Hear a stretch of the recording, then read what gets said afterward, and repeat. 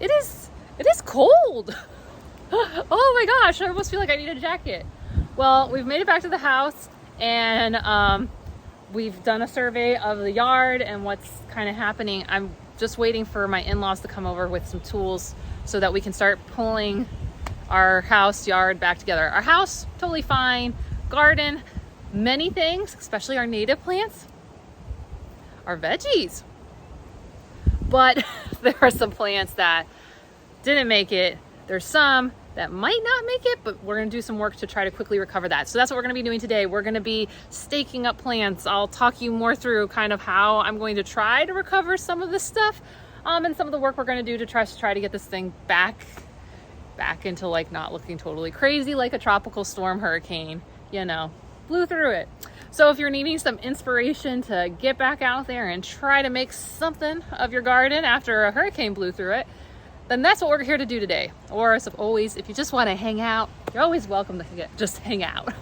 And I will try to keep my energy up, but I will tell you, for those of you who have not gone through hurricanes before, and especially for all the people who watch this channel who don't live in Florida and haven't gone through hurricanes, because I know you're out there, one of the things with hurricanes is, it is, besides all the destruction and damage, but one of the things that even when you don't get hit that I think people don't recognize if they've never been through one of these before is how exhausting a process it is to lock up your house, prepare your yard, move stuff, pack up, evacuate, and then, you know, everyone thinks, well, oh, you didn't get hit, so everything's like cool, so you can just get back to work and do stuff. And it's like, no, now I gotta like undo all the stuff that I just did. So it is a literal physical and emotional marathon, no matter where or how a hurricane hits you. Just at the base level, forget you lost anything, just at the most basic level of preparing, going through it, and then putting stuff back at a minimum is absolutely exhausting and emotionally tiring. And then if you are one of the unfortunate ones who lives in a disaster zone, 10 it, 20 it, 100x it times worse. So for my international audience, for my audiences who don't live in Florida, don't have to deal with this all the time, it is, I'm tired. I'm so tired already. And now we got to put everything back together. But that's okay, because you know what? The blessing is that we didn't get hit straight on, right? This was going to be so bad if we would have been hit straight on. We would have had a surge, you know. If you've seen Fort Myers, I mean, we live inland, but not by much. So we are very lucky that the most we have to do is just try to put stuff back together and deal with some, you know, fallen plants. And the good thing is it's like 72 degrees right now. I think it's gonna be a high of 76. This is like winter weather for us. I know, for anyone who doesn't live in Florida, you're like, excuse me, say what? Yeah, this is like a solid winter day. It's like, yeah, we're gonna max out in the low 70s. I think our high 76, perfect, because I'm feeling chilly now, like I could use a jacket, but that's perfect for us dealing with the fact that we gotta just start moving stuff. So Ben and I are gonna start getting started. We're gonna start taking stuff out of the garage and see what we can put back in the front yard. And then after his parents help us chop up the tree, we will start moving stuff into the backyard / opening shutters. So cue montages and fun times. Here we go.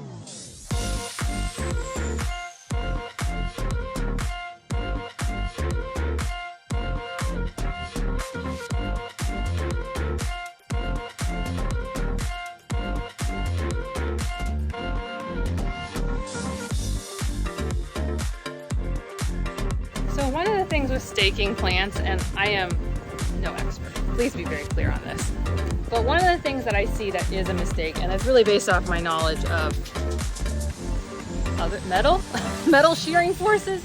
And one of the things I think a lot of people do is, you know, you're so worried about the plant falling over, but a plant that falls over that's completely intact is much better than a plant that's cut in half in certain ways. And a lot of times we're putting like a single point on a plant, and right now we still have a lot of wind, and that one point, right, can start snapping. That becomes a point of what you're trying to do is hold it in one spot so that it doesn't fall over. But what you can end up doing, and depending on the type of plant, is killing it, is because you're creating a shearing force. And what I mean by that is that the wind's pushing this way and you're only holding one spot.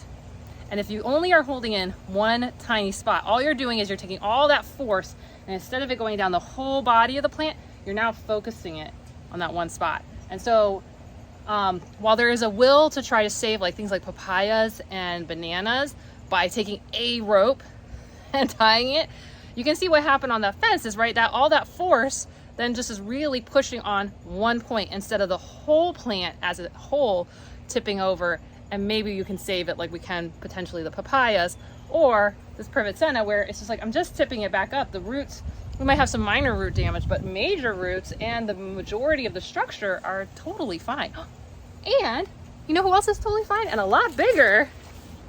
Look at this, our caterpillar. Look how much bigger. This is like, what, 36 hours later from when I filmed the 1 month update on my native plants. And that little guy, cool.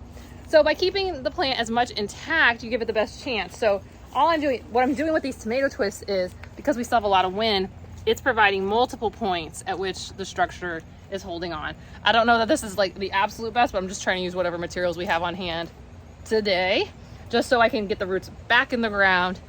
There's plenty of moisture, and I'm sure there's gonna be more rain for us, but at least this gets it kind of resettling back in, and the stakes are just gonna add more support, but I'm not creating one point. So I'm gonna put 3 of them on this thing to give it a little bit more. And so what I'm doing is 2 here and trying to grab some of these main stalks, and then I'm actually gonna do 1 on the back side so that as it's trying to tilt this way, it's pushing on that. So these ones are kind of pulling, and then that one's kind of pushing it back. So that's kind of my thought process. May not be perfect, but it's better than nothing. And that hopefully can help you as you're thinking through staking your plant.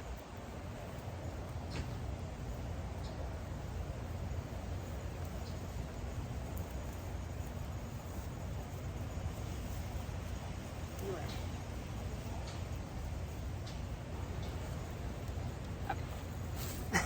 And yes, I did just use my head to hold a branch back.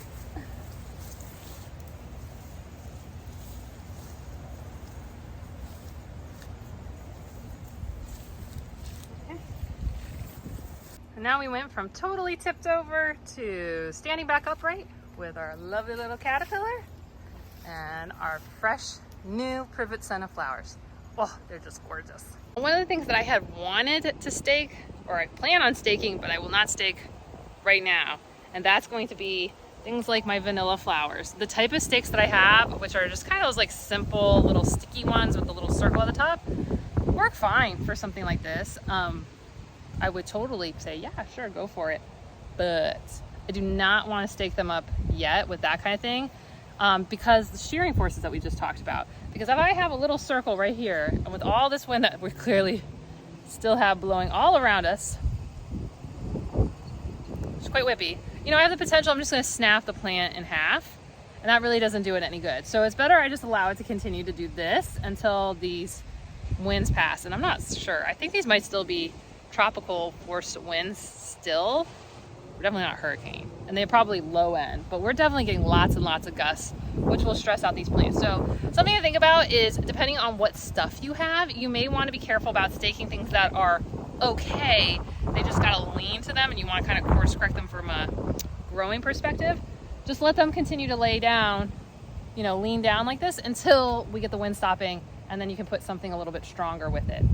Now, if I had something like, you know, some proper little like wood boards, or if I can use some more of my tomato twists, I'll put them over here, but I want to save those in case I need them for some of the other plants. So I got a little stake right there, just holding up my calamanda, but You can see it looks like it got pulled out of the ground a bit because a ton of the roots are exposed. So I'm gonna add dirt and soil right back on top of it. I don't want to disturb it anymore.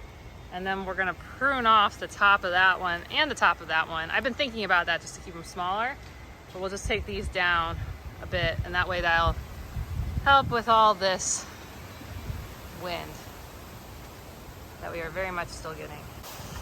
And I got this. My in-laws were kind enough to come over and help us chop up the sapote. We're actually taking most of the scrap while there is going to be brush collection. We're actually putting it in our brush pile that we have way back there. Allow, you know, some of the critters to use it for whatever they would like. And then we're going to look at some of the bigger pieces maybe we'll keep for wood. I don't know. Because, you know, winter is coming eventually and we might use some. So they don't have any kind of stakes, but they're wondering if maybe we try using some of these branches. Yeah.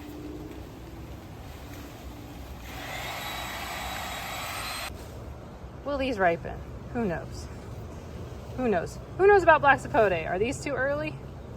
Or are these okay? Let me know.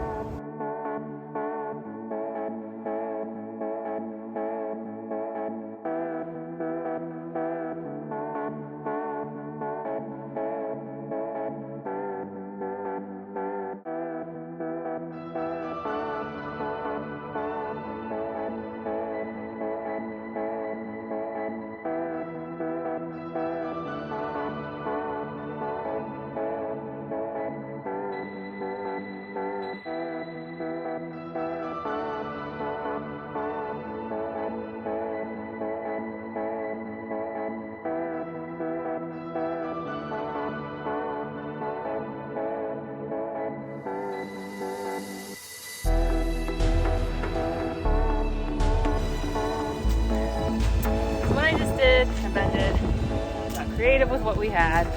So that's actually one of the branches from the Ponciana from when we chopped some stuff down. So we're using it just to kind of brace it. I just removed some of the weight on the side that it's trying to lean. And then because the stick might split, I just tied some rope around it just to provide. Basically, it's wanting to do this, right? Because if you have the papaya pushing, it kind of wants to push them apart. So just put some rope to push them back together. Is this the best thing? No. But is it something we can do right now? Yes. Because Home Depot and places like that are all closed right now. So do what you can with what you have, right? That's all you can do.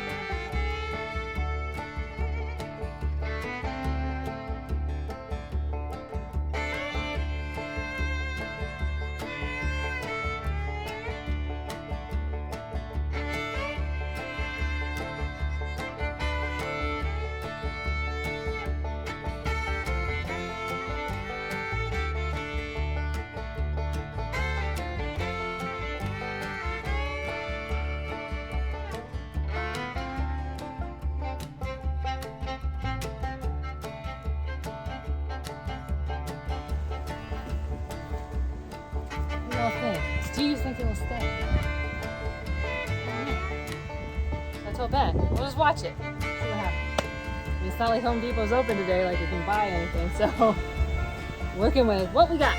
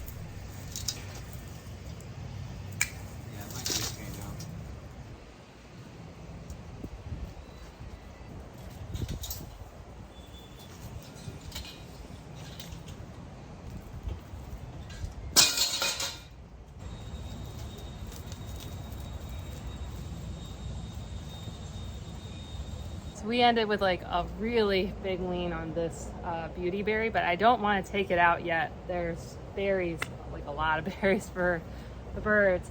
But what I think is going to end up happening is when we get close later in the fall, I will do like a pretty hard prune on it and then let it come back so I can fill in the area.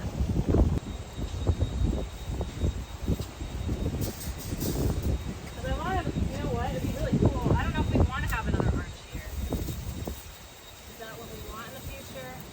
I don't know.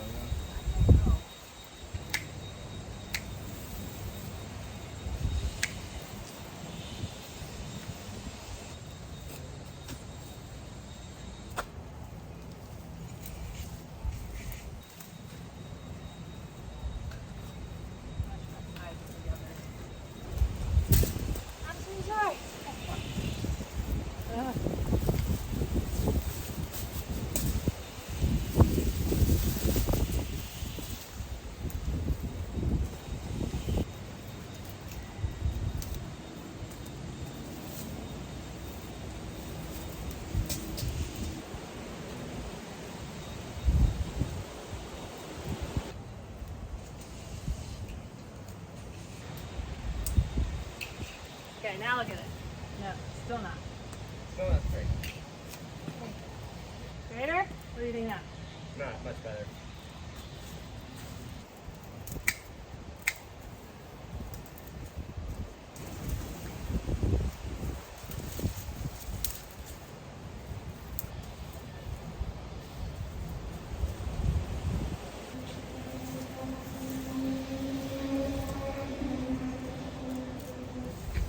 Yeah.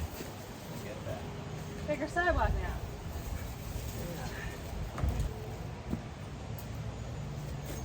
Yeah. Yeah.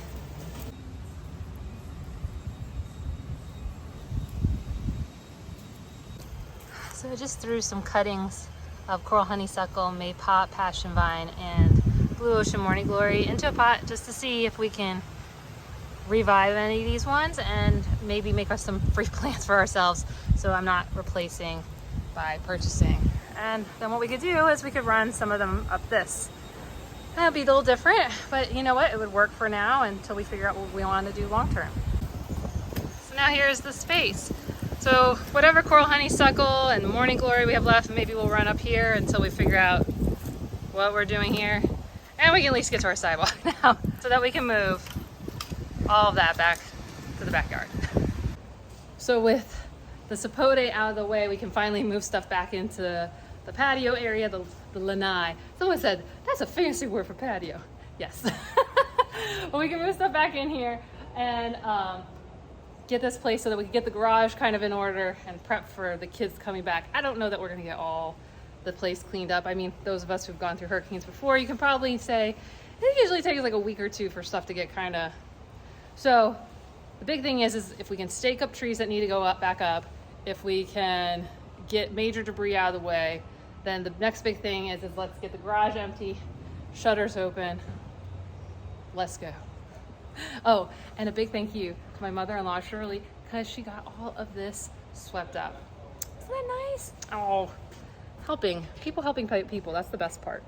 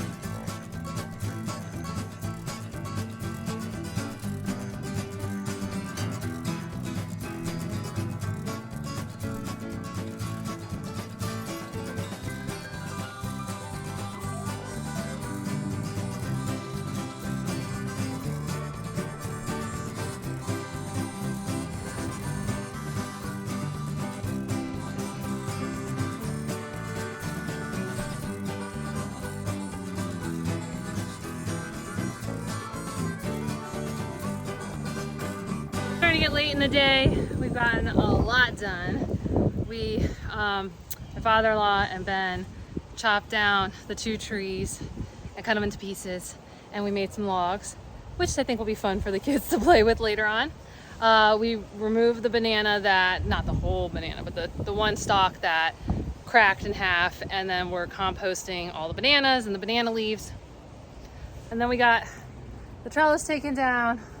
We cleaned up the driveway, and then we created a new garden situation right here so that, you know, we can have something cute going on in the future.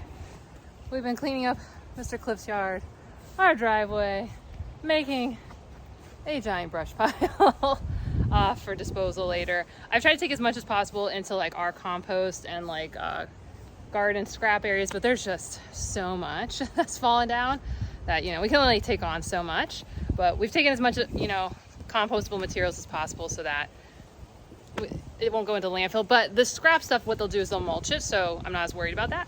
But we got our 2 papayas back upright. Look at them, yay! So those are doing good. We got the garage empty. We got all the stuff back onto the lanai. We checked out our plants. Oh, we put up our privet senna. What else did we do? We probably did more stuff. You can see. We just tried to put everything back where it was and take care of any of our kind of emergent problems, but there's still work to do to recover from the hurricane. You know, there's still a lot of plants that need to be pruned because, well, they didn't fall down. Many of our like larger shrubbing plants, like the fire bushes, the hibiscuses, all the top stuff kind of just came down. So a lot of pruning that still needs to happen, figuring out all the holes in the gardens, you know, things like, look at this poor sad loofah. You know, we got to take that up. But the good thing about the loofah looking sad is that I actually have found at least 3 more loofahs that are left on the plant. So a lot of cleanup still needs to happen there. And then, you know, eventually we need to fill in some holes. I think I already said that. I'm very tired. We've been working very long, very hard, all day. To the point that like it was 3 o'clock and I said to Ben, I'm like, we haven't had lunch. Maybe we need to have lunch. And he's like, yeah. So we ran and ate a little small something. But we're getting late in the day. I know after going through a big storm, it is such a hustle to get everything ready for the storm. And whether you get hit or not, it is such a hustle to get everything kind of back in order. So I hope this helped you get kind of motivated to just do what you can. Do what you can to deal with any major issues. And then we're just going to keep picking away at it over the next couple weeks because that's all we can do. And then we're also, you know, be a good neighbor. That's one of the other big things post-storm. Be a good neighbor. You know, our neighbors, Shane and Kim, Shane didn't evacuate, so he was giving us updates throughout the storm. Tara and Ryan, when they were trying to put up the boards on their windows, they were struggling with the drill, so we loaned out the hammer drill. You know, our older neighbors, Scott and Mark, really can't take care of their yard, so Lauren and Rick are over there helping them, and Ben and I are trying to help Mr. Cliff out with his yard. So, and then if you can't do the physical things, you know, think about things. Maybe your younger neighbors can help sweep out stuff and you can get them some water and Gatorade, or, you know, you can make them a little meal or watch their kiddos while they help you. So be a good neighbor, try to help each other because there's just a lot to be done. And the way that we get through it is by helping each other. I hope this got you a little bit motivated, a little bit inspired just to keep on going and keep picking away at what you got to go do. And if you want to see all the prep and see whether I make good choices or bad choices throughout this whole thing, feel free to check out some of the prep videos. Or if you're just looking for inspiration about some great plants that seem to do really well post-hurricane, look at all these best plants for Florida. Yes, look at some of those. They're great. Okay, I'll see you soon. Bye.